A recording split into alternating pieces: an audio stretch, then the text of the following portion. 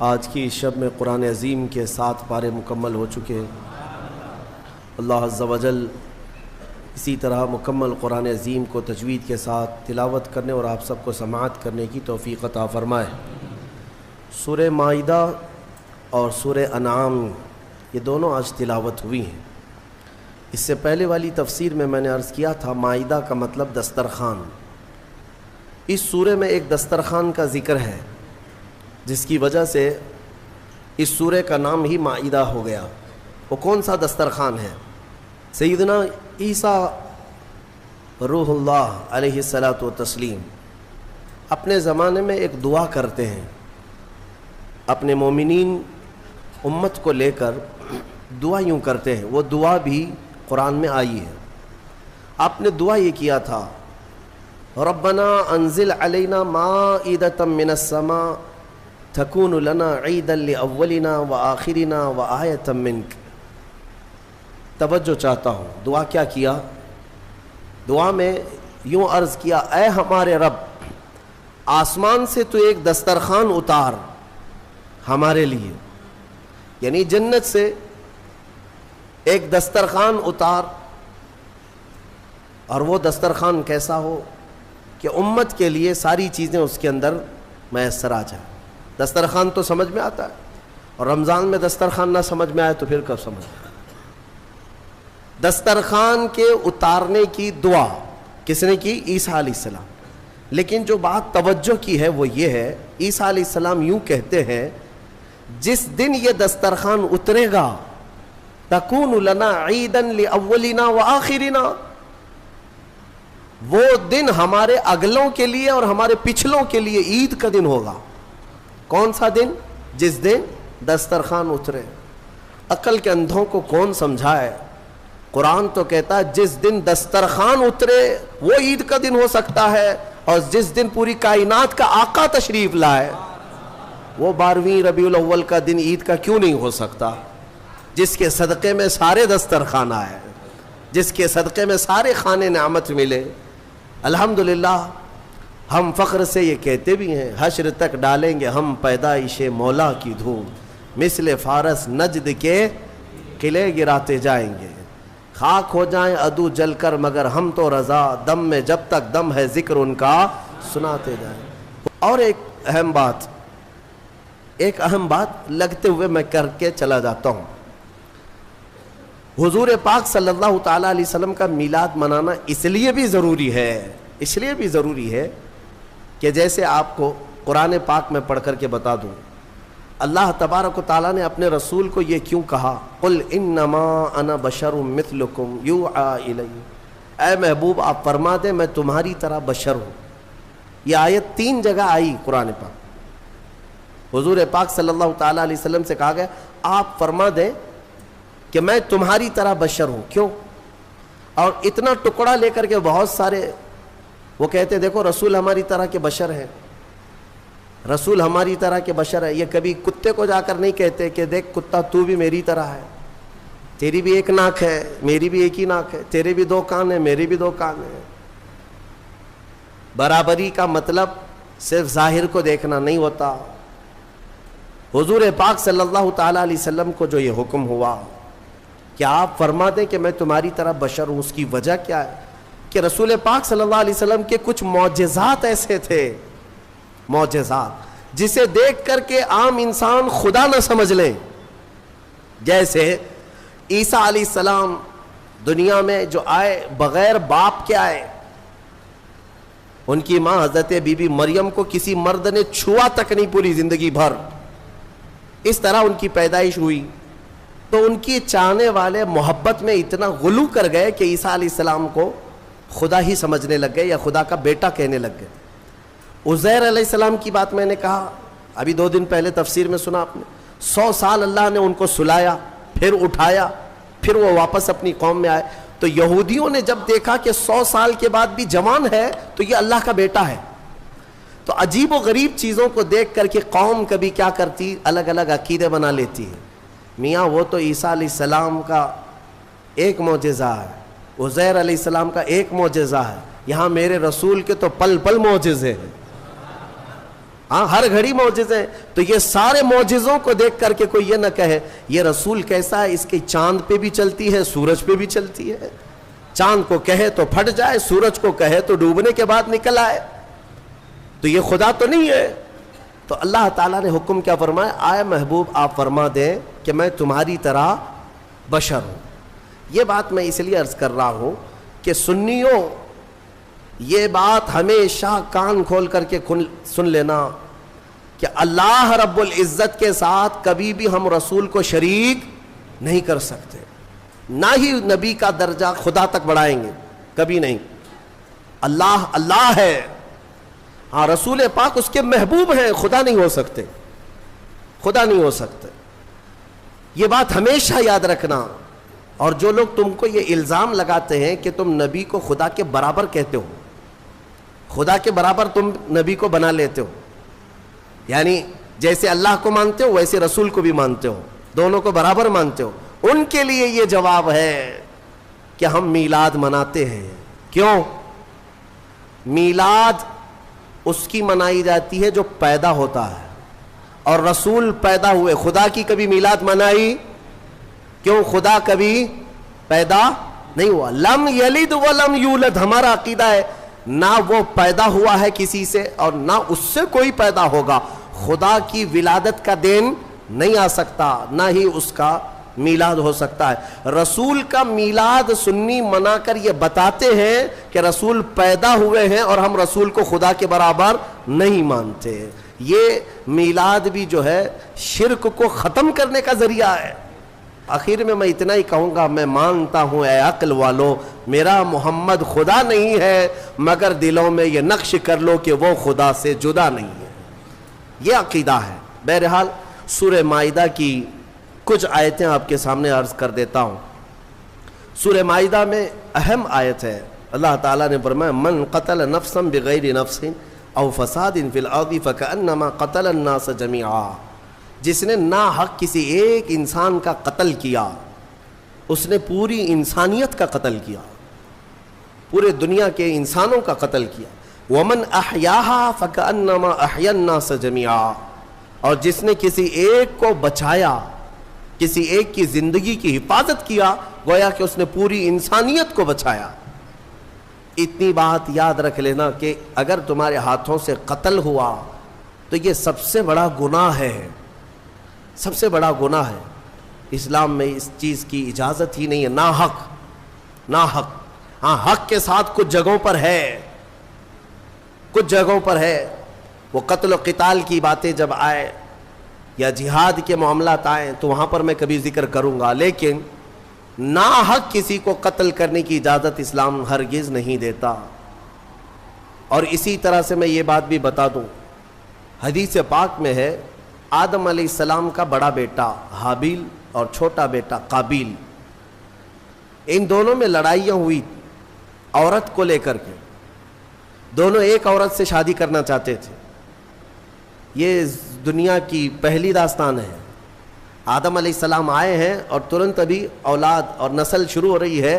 سب سے پہلا جھگڑا جو دنیا میں ہوا ہے وہ عورت کی وجہ سے.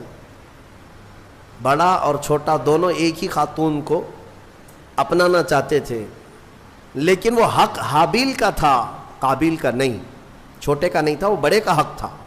آدم علیہ السلام نے کہا بھی تھا, یہاں تک کہ دونوں کو حکم بھی ہوا. یہ بھی ذکر یہ سورہ مائدہ میں موجود ہے, یہ پورا ذکر موجود ہے.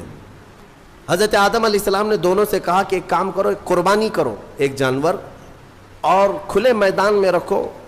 جس کی قربانی قبول ہو گئی سمجھ لو وہ حق پر ہے. قربانی قبول ہونے کا طریقہ کیا تھا؟ آسمان سے ایک آگ آتی اور وہ قربان کیے ہوئے جانور کو اٹھا لے جاتی, یعنی وہ جانور غائب ہو جاتا آگ میں. تو جس کی قربانی قبول ہو گئی وہ حق پر ہے, اس کا حق ہے. تو ہوا یہ کہ دونوں نے قربانی کی, قابیل نے بھی اور حابیل نے بھی, اور کھلے میدان میں اپنی قربانیاں رکھ دیں. اللہ تبارک و تعالیٰ کی طرف سے آسمان سے ایک آگ آئی اور حابیل کی قربانی قبول ہو گئی, یعنی بڑے بیٹے کی. شادی کرنے کا اختیار بڑے کو ہی تھا. اب قربانی سے بھی پتہ چل گیا کہ حق پر یہ حابیل ہی ہے, تب بھی یہ قابیل ماننے کو تیار نہیں تھا. تو قابیل نے کہا کہ نہیں، یہ میرا ہی حق ہے، میں ہی اپناؤں گا، میں ہی نکاح کروں گا، میں ہی شادی کروں گا. جھگڑا اتنا بڑا. آدم علیہ السلام کچھ دنوں کے لیے باہر تھے تو ابلیس وہاں سے اپنی ڈیوٹی شروع کرتا ہے. سب سے پہلے انسانوں کو گمراہ کرنے کا جو اس نے شروعات کیا، قابیل کو آ کر کے اس نے طریقہ بتایا. ایک بڑا پتھر لے لے اور حابیل کے سر پہ مار دے، وہ مر جائے گا، ختم ہو جائے گا. اب تک کسی کی موت دنیا میں ہوئی نہیں ہے، نہ ہی مرڈر ہوا ہے، نہ قتل ہوا ہے، اور پتہ بھی نہیں کیسے قتل ہوتا ہے، کیسے مرتے ہیں، یہ بھی نہیں معلوم تھا. شیطان نے سب سے پہلے یہ طریقہ بتایا. تو قابیل نے ایک بہت بڑا پتھر اٹھایا اور اپنے بڑے بھائی حابیل کو، وہ ایک جگہ بیٹھا تھا، پیچھے سے جا کر سر پر دے مارا. پتھر کی چوٹ لگتے ہی وہ گر گیا اور وہیں انتقال کر گیا. موت ہو گئی حابیل کی. اب اس کو یہ تک نہیں معلوم تھا کہ مرے ہوئے کے ساتھ کرنا کیا ہے. قرآن کہتا ہے فَبَعَثَ اللَّهُ غُرَابًا يَبْحَثُ فِي الْأَرْضِ لِيُرِيَهُ كَيْفَ يُوَارِي سَوْءَةَ أَخِيهِ. اللہ نے کوے کو بھیجا. دو کوے لڑتے لڑتے آئے اور ایک دوسرے کو ٹھونگ مار رہا تھا. مارتے مارتے ایک کوے نے دوسرے کو گرا دیا، دوسرا مر گیا. یہ قابیل بیٹھا دیکھ رہا تھا کووں کے جھگڑے کو، اور اپنے بھائی کو بھی دیکھ رہا تھا کہ وہ مری ہوئی ایک لاش ہے، کیا کیا جائے. تو کووں کو سامنے اس نے دیکھا، لڑتے لڑتے ایک کوا مر گیا. دوسرے نے کیا کیا، کوے نے جلدی سے اپنے پیروں سے تھوڑی سی مٹی ہٹائی زمین کی، اور دوسرے کوے کو گڑھے میں داخل کر دیا اور پھر اس پر مٹی پھیر دیا. یہ طریقہ دیکھ کر کے قابیل نے پھر اپنے بھائی کو دفن کرنے کا طریقہ سیکھا. قرآن کہتا ہے پھر اس نے اپنے بھائی کو دفن کیا. یہ سب سے پہلا قتل دنیا میں ہوا ہے، سب سے پہلا مرڈر ہوا ہے، اور سب سے پہلی موت. اب حدیث رسول میں تمہیں سنانا چاہتا ہوں. میرے آقا صلی اللہ تعالیٰ علیہ وسلم ارشاد فرماتے ہیں قیامت تک جتنے بھی قتل ہوں گے، قتل کرنے والے کو تو گناہ ہے ہی، لیکن ہر قتل کا گناہ قابیل کو دیا جائے گا. ہر قتل کا گناہ قابیل کو ہوگا، کیونکہ دنیا میں سب سے پہلا گناہ قتل والا اس نے شروع کیا. سوچو اے نوجوانوں، کئی لوگ ایسے ہیں جو نت نئے کام شروع کرتے ہیں اور اس کے بعد پورے نوجوان اس کی پیروی میں لگ جاتے ہیں. تم کیا سمجھتے ہو کہ آج تم بے ستر ہو کر کے گھومنے لگے، کپڑے پھاڑ کر کے ستر دکھا کر کے گھومنے لگے، تو تم تو یہ سوچتے ہو یہ فیشن ہے، لیکن تمہیں اندازہ نہیں کتنے بچے اس کی نقل کرتے ہیں. تمہیں دیکھ دیکھ کر کے جتنے بچے نقل کریں گے، جتنے حرام کرتے رہیں گے، ان سب کے حرام کا گناہ تمہارے سر پر آئے گا. شروعات تم نے کی ہے. اس لیے میرے عزیزوں، خدا را کبھی اپنی طرف سے کوئی ایسا برا کام مت ایجاد کرنا کہ جو کنٹینیو ہو جائے اور پھر تمہاری نقل کرتے کرتے ہزاروں نہیں لاکھوں لوگ اس گناہ میں مبتلا ہو جائے. ہو سکے تو کوئی ایسا نیک کام شروع کر کے جاؤ، کوئی ایک نیک کام شروع کر کے جاؤ کہ جتنے وہ کام کرتے جائیں گے وہ سب کا ثواب تمہیں ملتا رہے گا. ہم نے دیکھا ہے بزرگوں نے جو بھی کرنا شروع کیا تو کوئی نہ کوئی نیکی ہی ہمارے معاشرے میں ڈالی ہے، کوئی نہ کوئی نیکی ہی شروع کی ہے. آج پوری دنیا میں جہاں جہاں بھی جاتا ہوں دیکھتا ہوں، ہندوستان بھر کے ہر خطے میں، ہر علاقے میں چھوٹی چھوٹی گلیوں سے بھی بچے نکلتے ہیں، ہمیں دیکھتے ہیں تو لبیک یا رسول اللہ کہتے ہیں. لبیک یا رسول اللہ، لبیک یا رسول اللہ، یہ نعرہ لگاتے ہیں. اس نعرے کو دینے والا ایک مرد قلندر خادم حسین رضوی تھا. سب کو پتہ ہے، دنیا جانتی ہے، ایک نئے کام کی ابتدا کیا تھا اور وہ تو قبر میں سو رہا ہے. لاکھوں جو نعرہ لگاتے ہیں سب کا ثواب اس کی قبر میں پہنچتا رہے گا. ہو سکے تو کچھ ایسا کرو کہ جس سے تمہاری قبر میں اجر کا سلسلہ کنٹینیو ہو جائے. ایسا نہیں کہ گناہوں کی شروعات کر دیا. نعوذ باللہ من ذالک. کئی نوجوانوں کو ہم نے دیکھا کہ ان کو جو کچھ بھی ملا ہے، ارے بڑے پڑھے لکھے نوجوان، ان کی پوری راتیں، ان کا پورا دن ٹک ٹاک پہ گزرتا رہا ہے، مجرے کرنے میں، ننگے ہونے میں، نئے نئے کام شروع کرنے میں. ایسے نوجوانوں کو دیکھا جو مخنث بننا پسند کرے، ہجڑا بننا پسند کرتے ہیں، صرف لوگوں کو ہنسانے کے لیے، دکھانے کے لیے. مرد عورتوں کا لباس پہن کر کے، عورتیں مردوں کا لباس پہن کر کے ناچ کر کے دکھائے. ہم نے پوچھا یہ کیا ہے، اس سے ہوتا کیا ہے؟ کہا بس منورنجن ہے۔ کہا پھر تیار رہو قبر میں سارے منورنجن کے لیے۔ اللہ تبارک و تعالی برائیاں ایجاد کرنے کی بجائے ہمیں اچھائیوں کی ایجاد کرنے کی توفیق عطا فرمائے۔ میں نے جو آیت ذکر کی آپ کے سامنے، جس نے ایک قتل کیا اس نے پوری دنیا کا قتل کیا۔ اس تفسیر میں ایک بہت ہی پیاری حکایت مولا علی کرم اللہ وجہہ الکریم کے متعلق ملتی ہے۔ حضرت علی کے زمانے میں ایک ایسا معاملہ پیش آیا، ایک آدمی کا مرڈر ہو گیا، چاقو وہاں پڑی ہے، خون میں وہ لت پت ہے، اور اس کے قریب ایک آدمی کھڑا تھا۔ پولیس گزر رہی تھی، اس زمانے کی جو پولیس رہی ہو، دیکھا ایک آدمی کا قتل ہوا ہے، تازہ خون بہ رہا ہے، چھری ہے، اور ایک آدمی ہے وہاں پر، اس کو پکڑ لیا، وہی قاتل ہے، کوئی اور تھا ہی نہیں، آس پاس کوئی نہیں تھا، اس کو پکڑ لیا۔ وہ اس وقت اس لیے پکڑا کہ ظاہری حالات تو یہی بتا رہے تھے کہ وہ قاتل ہے، یہ اس زمانے کی بات ہے۔ یہاں تو ایسا ہے کہ دلی میں ہو جائے تو یہاں کرناٹک میں آ کے اٹھا لے جائیں گے، یہاں تو کوئی مسئلہ نہیں ہے کہ کہیں سے بھی کوئی بھی چاہے نشان نہ ملے اٹھایا جا سکتا ہے، لیکن اس وقت حالات ایسے تھے کہ قاتل جو ہے کوئی نظر نہیں آیا سوائے اس ایک آدمی کے، اس کو پکڑ کر لایا گیا حضرت علی کرم اللہ وجہہ الکریم کی بارگاہ میں۔ تو پھر وہاں پر فیصلے میں ثابت ہو گیا کہ اسی نے قتل کیا، کیونکہ سپاہی جو تھے وہ گواہی دے رہے تھے کہ ہم نے اس کو دیکھا ہے، رنگے ہاتھوں پکڑا ہے، اس کے جسم پر خون کے دھبے بھی تھے، اور کون ہوگا؟ تو بہرحال حضرت علی نے فیصلہ سنایا کہ قاتل ہے، اس کی سزا قتل ہے، قصاص میں قتل ہوگا۔ اب اس کو پھانسی پر چڑھایا جا رہا تھا، تھوڑی دیر گزری تھی کہ عدالت میں ایک شخص دوڑتا دوڑتا آیا، اور آیا، اس نے کہا کہ امیر المومنین وہ شخص ناحق مارا جا رہا ہے، وہ پھانسی پر چڑھ رہا ہے ناحق، وہ قاتل نہیں ہے، آپ اسے چھوڑ دیں، آزاد کر دیں۔ حضرت علی نے پوچھا پھر قاتل کون ہے؟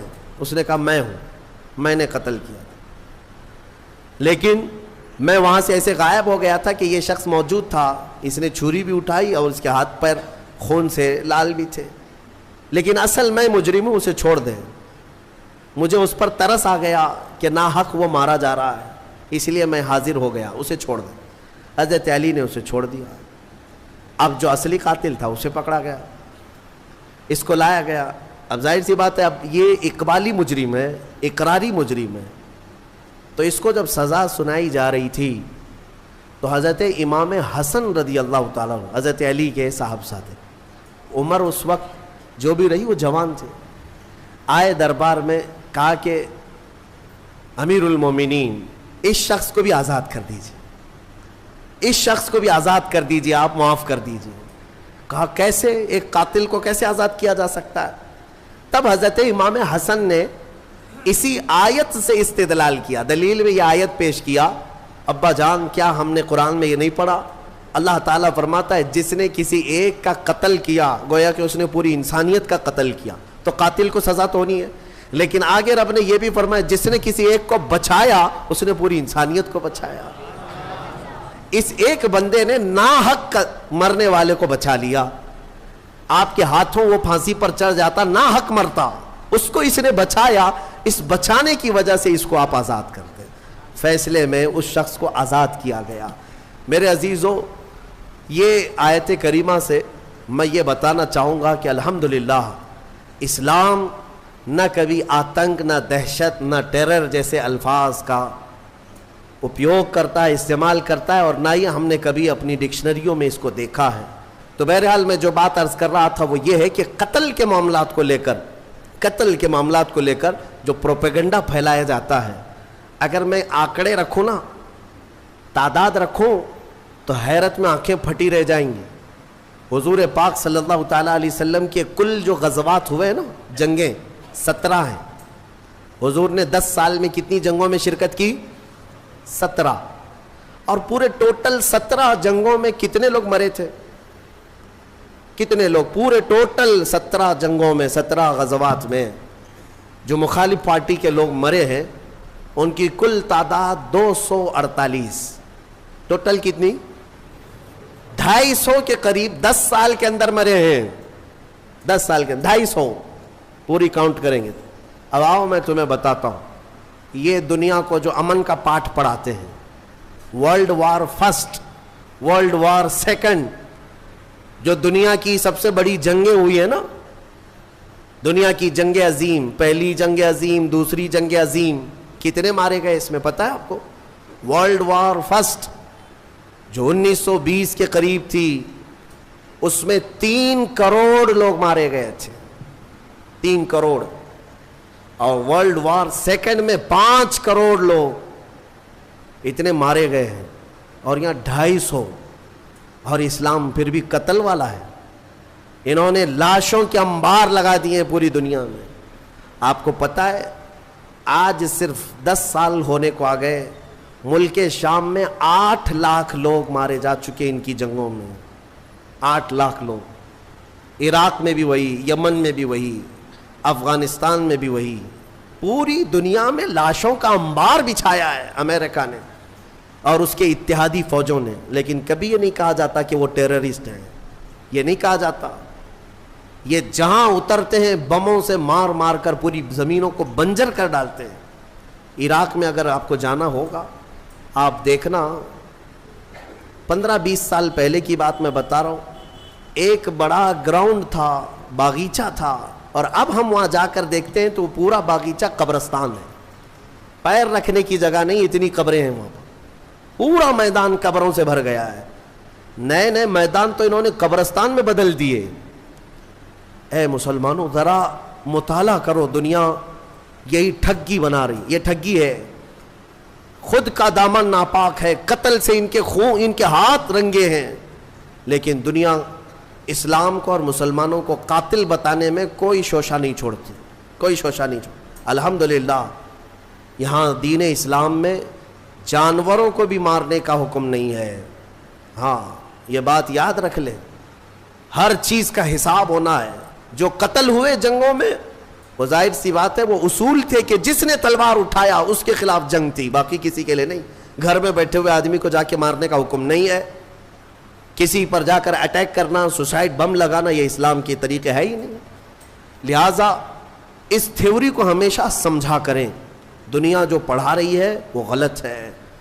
قتل کے ساری داستانیں انہوں نے لکھی ہیں, اسلام کا دامن اس سے پاک ہے الحمدللہ.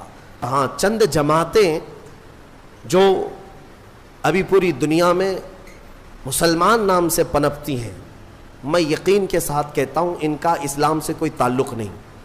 چاہے وہ IS ہو یا پھر لشکر یا کوئی دوسری تنظیمیں جو ناحق مسلمانوں کا خون بہاتی ہیں یا ناحق کسی پر اٹیک کرتی ہیں. اسلام کا یہ طریقہ کار ہے ہی نہیں, اور یہ حقیقت میں انہی کے پالے ہوئے لوگ ہیں, انہی کے پالے ہوئے لوگ. ہم نے عراق میں سنا بھی ہے, معلوم بھی کیا ہے یہ آئے کہاں سے تھے. یہ IS اور داعش یہ سب کے سب انہی یہودیوں اور امریکہ کے پیدا کیے ہوئی جماعتیں تھیں, ان کو سپورٹ وہیں سے تھا. باقی ایک بات میں آپ کو بتا دیتا ہوں, ایک عیسائی پادری گزر رہا تھا اپنی 2 بیٹیوں کے ساتھ کار میں. توجہ چاہتا ہوں, بہت اہم بات ہے. وہ کار میں جا رہا تھا اور کچھ گن لے کر کے کھڑے تھے, گن لے کر کے, بڑی بڑی داڑیاں تھی, اسلامی لباس تھا, اور وہ جس کو دیکھو اس کو مار رہے تھے راستے میں. بیچ راستے میں اس عیسائی پادری کو بھی روک دیا انہوں نے. 2 بیٹیاں بھی تھی اس کے ساتھ. اتارا, کہا کہ تو مسلمان ہے یا غیر مسلم ہے؟ اس نے کہا میں مسلم ہوں. اس نے کہا میں مسلم ہوں. کہا تو پھر قرآن پڑھ کے دکھا. تو اس نے پڑھنا شروع کیا, بائبل پڑھا اس نے, عربی میں جو بائبل تھی وہ پڑھا.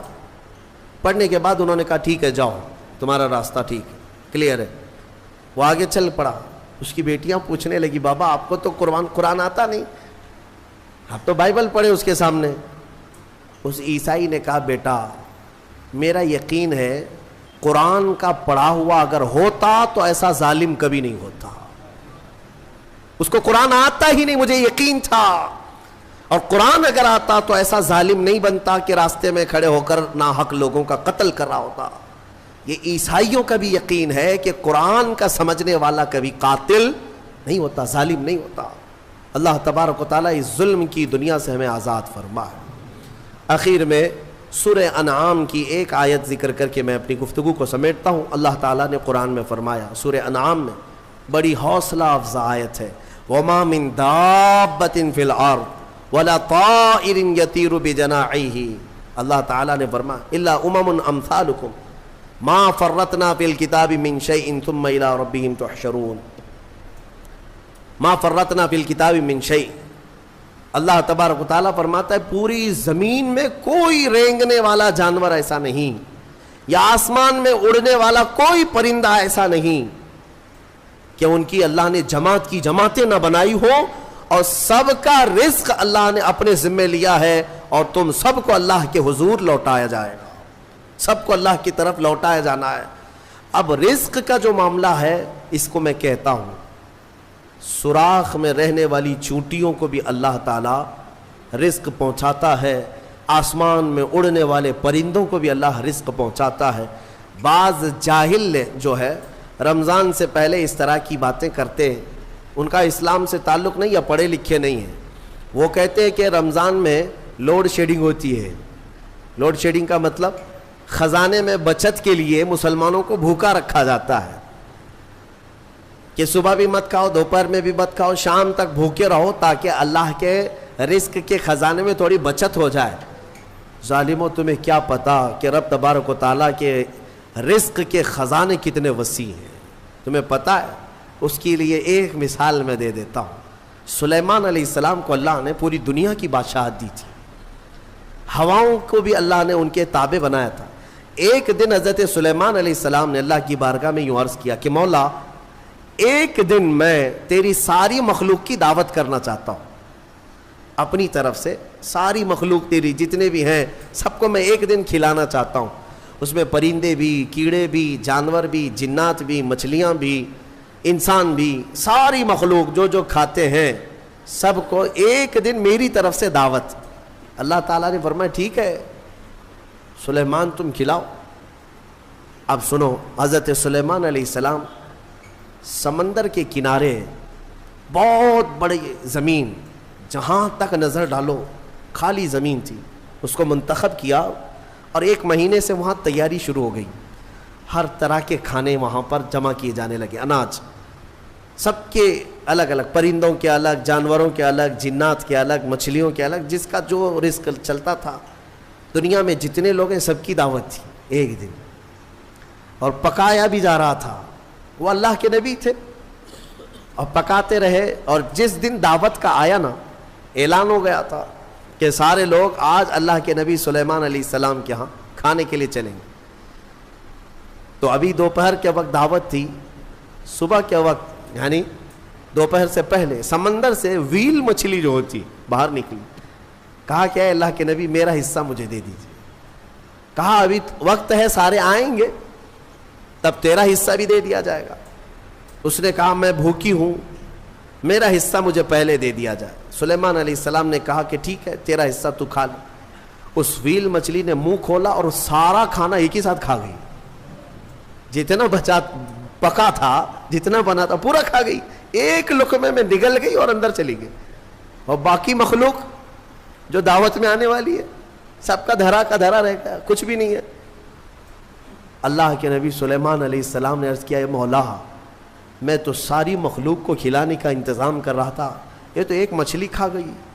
رب تعالیٰ فرماتا اے سلیمان، اس مچھلی کو اس طرح کے دن میں 3 بار میں لقمے دیا کرتا ہوں، اور وہ ایک نہیں، سمندر میں لاکھوں کی تعداد میں اس کے برابر مچھلیاں ہیں، ان سب کو میں دن میں اتنے لقمے دیتا ہوں، اور باقی مخلوق تو باقی مخلوق ہے۔ میرے عزیزو، اندازہ کر سکتے ہو اس کی رزق کی وسعت کیا ہے، اس کے خزانے کی وسعت کیا ہے۔ رمضان لوڈ شیڈنگ کے لیے نہیں ہے، یہ تمہارے تقوی کے لیے ہے، تمہاری بیماریوں کو دور کرنے کے لیے ہے۔ لیکن اتنی بات یاد رکھنا کہ اللہ تبارک و تعالی ہم سب کے رزق کا مالک ہے، اور رزق کی فکر کرنے کا تمہیں حکم نہیں دیا گیا، وہ رزق تمہیں مل کر رہے گا۔ تم رزاق کی رضا کا خیال کرو، رزق ویسے ہی پہنچا دیا جائے گا۔ اقبال نے یہی کہا کہ رزق کی تو فکر ہے اور رزاق کو بھول گیا انسان۔ اور حضرت علی فرماتے ہیں لا تکثر ہمک ما قدر یکون، اپنی فکروں کو بہت زیادہ مت کر، جو مقدر میں ہے وہ مل کے رہے گا۔ تم رزق کی خاطر نمازیں بھی چھوڑ رہے ہو، قرآن بھی چھوڑ رہے ہو، تراویح بھی چھوڑ رہے ہو، نہیں دکان میں بیٹھنا پڑتا ہے۔ تم کو ایسا لگتا ہے کہ سارا رزق تمہارا دکان ہی دیتا ہے، سارا رزق تمہاری جاب ہی دیتی ہے۔ اگر اللہ بند کر دے ایک دروازہ، پوری دنیا مل کر کے دروازہ نہیں کھول سکے گی۔ مولا کریم محتاجی سے ہماری حفاظت فرمائے۔ وآخر دعوانا ان الحمد للہ رب العالمین۔